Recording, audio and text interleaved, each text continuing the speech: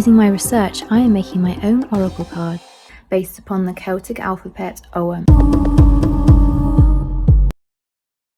Hello wild ones and witches. Today's Ogham letter is Bramble, or the vine.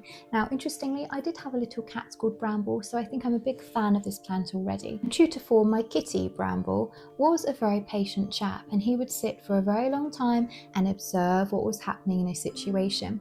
Which leads me to a nice little segue into today's letter. This is very symbolic of patience and also perseverance. Of course, vines usually bear fruit.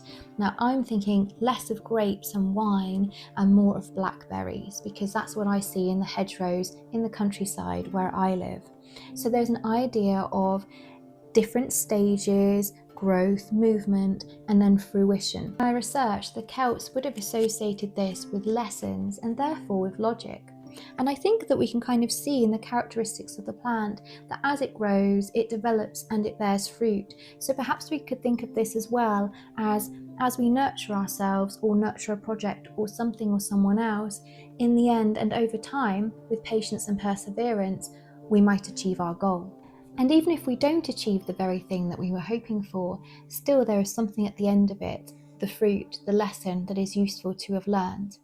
So it's rarely an inclining straight line to success. I think success often looks more like a wiggly line and we go up and down and round. And that's kind of the personality of the vine, isn't it?